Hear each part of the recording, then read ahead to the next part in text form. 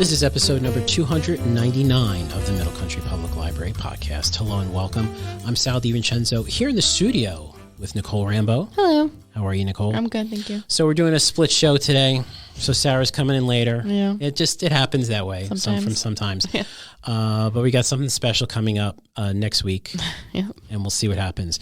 Special could mean just nothing. It could just be yeah, special to us. it'd just be like I changed the theme song. Yeah. Or something. But for us it'll be special. So Right. So Nicole, how are you doing? I'm good. What do you got for us this week?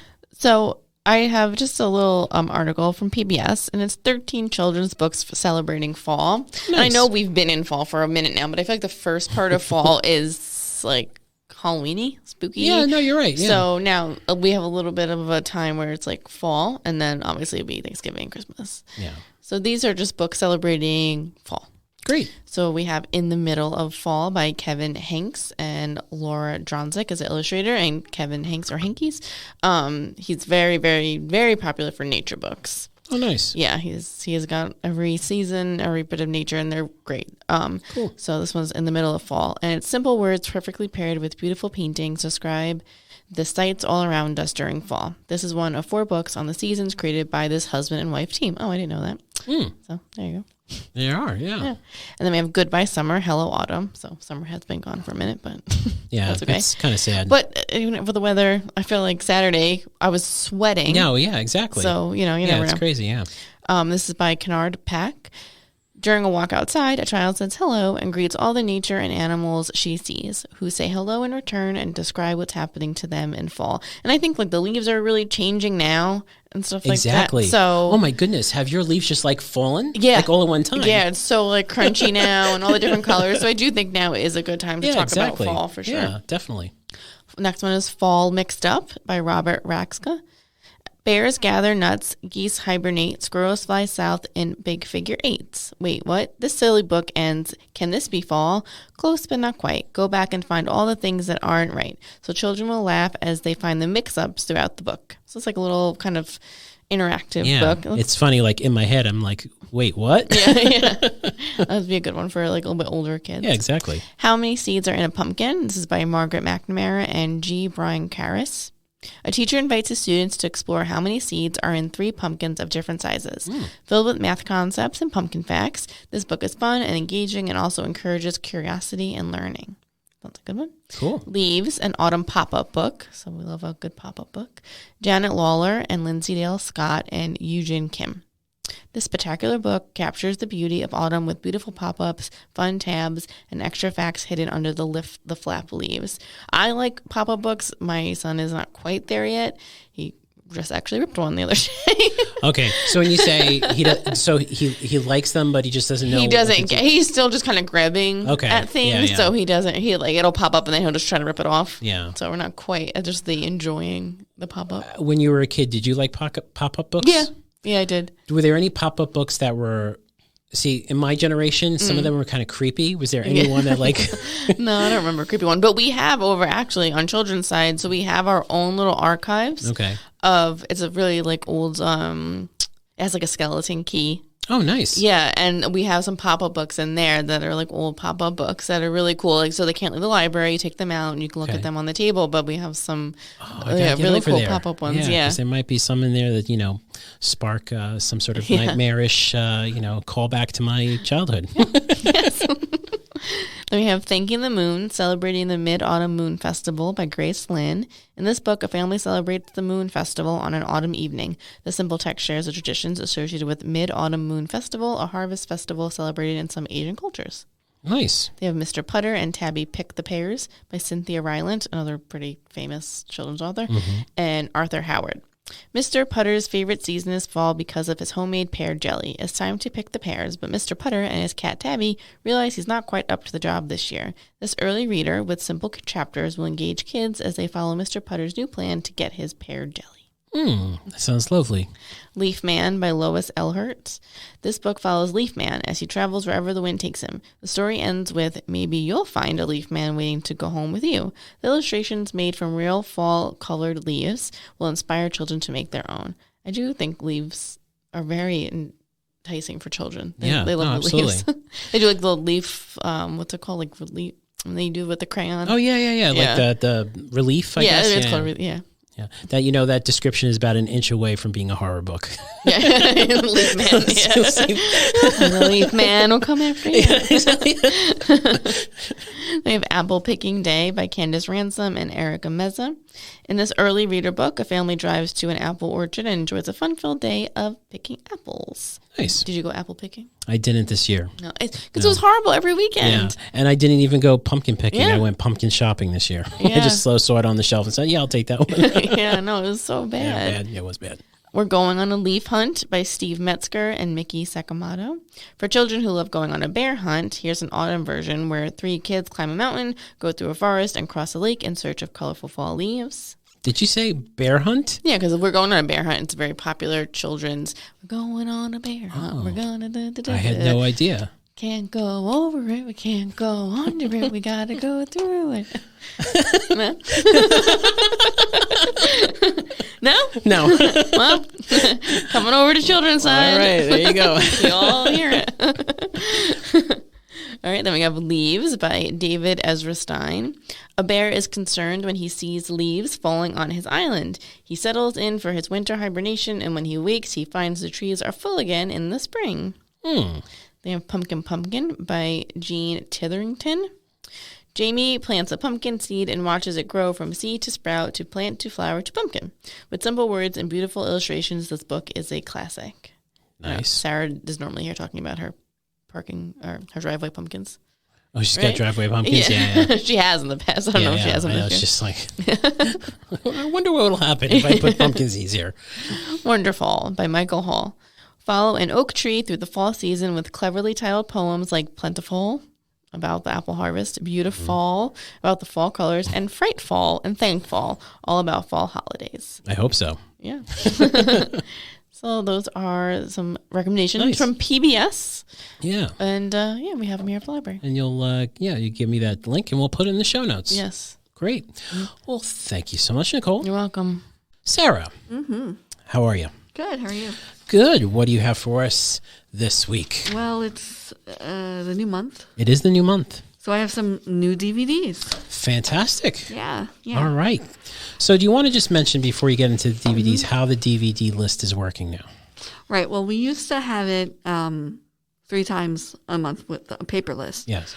But now, there are less DVD titles out, and Children's also changed their format. So to make it unified as a whole library, Yes. we went paperless. Very good. So now you can still go to the adult desk and ask them what is new for the month, but it Okay. only comes out the first Monday of every month. Okay. And all the new titles will be updated in our Vega catalog. Okay. So if you scroll down a little bit, it should say new and notable DVDs. And if you click on that, it will show everything that is new to the library. Fantastic. Yeah. And you can reserve them right from that page. Yep. Mm-hmm. Great. So what's coming out in November? Okay. So these are some of the movies that you can look forward to Great. that were in the movie theater.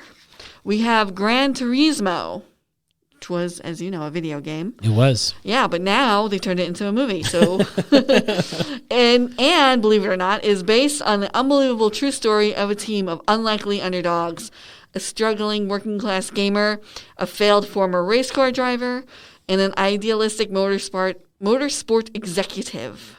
Together, they risk it all to take on the most elite sport in the world. Gran Turismo is an inspiring, thrilling, and action-packed story that proves that nothing is impossible when you're fueled from within. So we have Orlando Bloom Oh, wow. in it, David Harbour from Stranger Things. Oh, cool. Yeah. And guess who it's directed by? Clint Eastwood. Neil Blomkamp. So he's the South African director who did District 9 and Chappie. Oh, I like him. Yeah, so I thought that was kind of different Yeah. for him. That is very different for him. Yeah.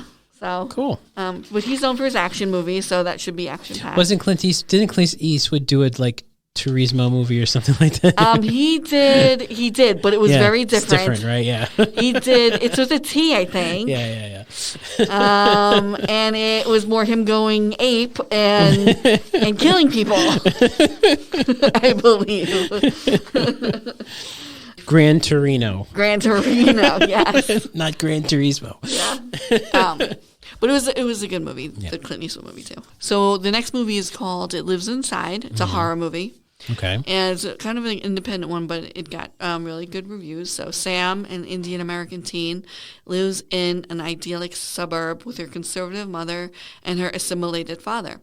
Sam's cultural insecurities grow due to her estranged friend Tamira, who mysteriously carries around an empty mason jar all the time. Oh, my goodness. I know.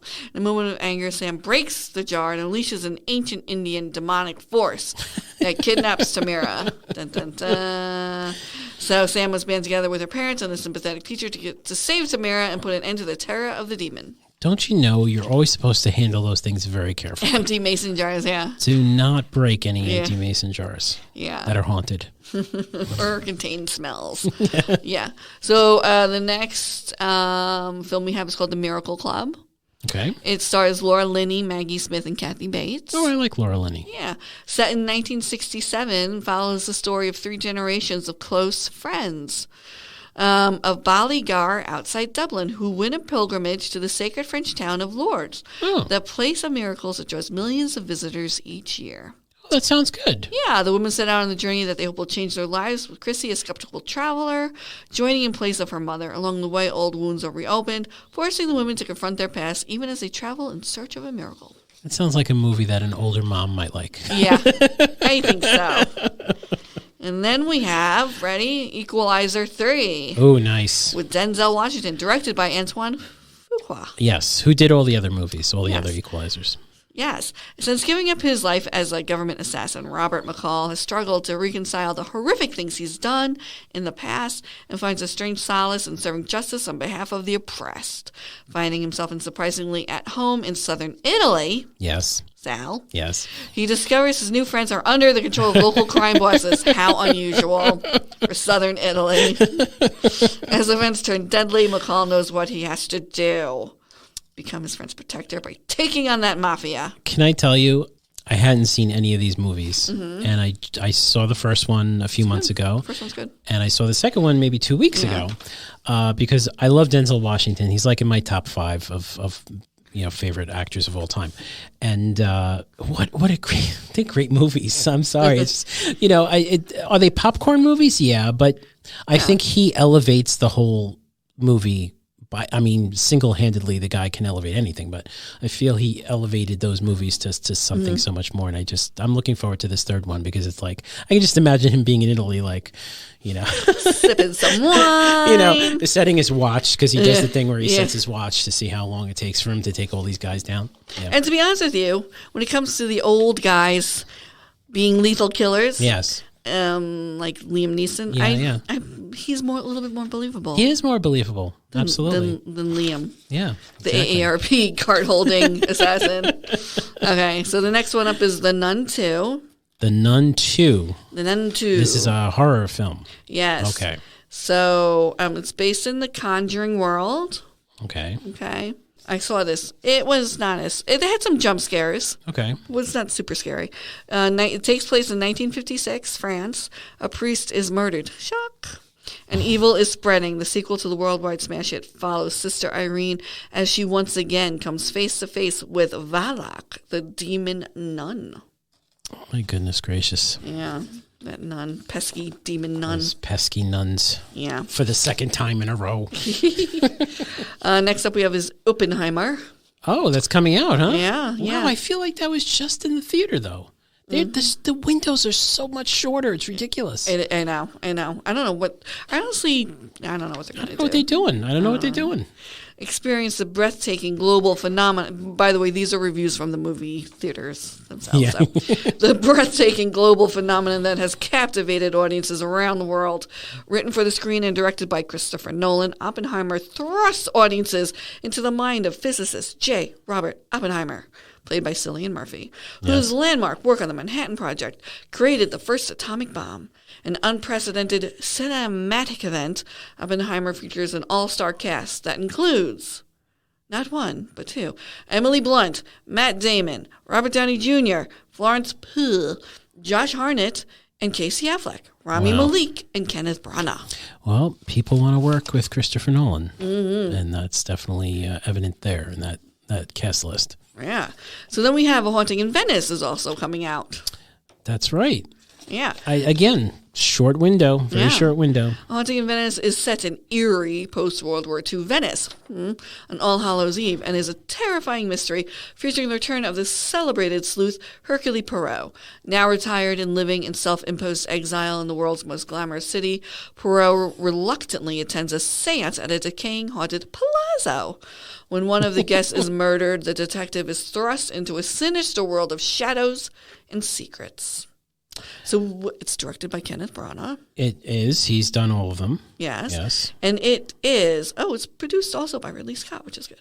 The cast, Kenneth Branagh, Kyle Allen, Camille Cotton, Jamie Dornan, Tina Fey, Jude Hill, Ali Khan, Emma Lard, Kelly Riley, Ricardo Scamarcio, and Michelle Yeoh. Again, big cast. Halfway through, you're like, Tina Fey. And you keep going, you're like, wait a minute. Wait, Tina Fey? Yeah. As in Saturday Night Live Tina Fey? Yep. As in 30 Rock Tina Fey? Yep. Yes, Tina Fey. And then we have, last but not least, to round out November movies, Saw X. Saw X. Witness the return of Jigsaw. So John Kramer, or played by Tobin Bell, is back, believe it or not. He is back. Yeah, but this is a prequel, I believe. Oh, okay. The most chilling installment of the Saw franchises yet explores the untold chapter of Jigsaw's most personal game. Set between the events of Saw 1 and 2, Okay. a sick and desperate John travels to Mexico for a risky and experimental medical procedure, only to discover the entire operation is a scam to defraud the most vulnerable. And you know what happens after that. No, what happens after that? I've never seen any of the Saw movies. Well, John Kramer, yeah. or Jigsaw, Yeah. takes revenge on those. On those who, he deems that need to be redeemed. Oh, so this is the movie that explains why he's taking revenge. Okay. So, stars Tobin Bell and Shawnee Smith, who was in the first ones. Oh, okay. That's cool. Yeah. And other people I don't know. This should be the last one, but who knows? No, the last one was supposed to be the last one, and they came out with this one. So you know what? If it makes money. I like the Saw franchises. That means there's been 10 Saws. 10 Saws. Yeah. It's like the aisle over in Home Depot. It's like aisle 5 in Home Depot. Saws everywhere. Yeah, but that's a lot, right? It is a lot. Yeah. Well, something for everyone. Something for everyone, indeed. Well, thank you so much, Sarah. And that does it for this episode. If you want to listen to older episodes or read our show notes, please visit our website, mcplpodcast.com. Next week, hopefully everything will fall into place. Yes. And our 300th episode will be our first video episode. So you'll be able to watch us on YouTube. So if you're on YouTube now, hit the subscribe button and hit the notification button so you'll know when this new episode premieres probably next Thursday or Friday. We haven't decided yet if we're going to do the same release for the new episodes, but a lot of great stuff is coming up for the podcast, so stay tuned. So for Sarah Fade and Nicole Rambo, I'm Sal DiVincenzo. We will see you on the next show.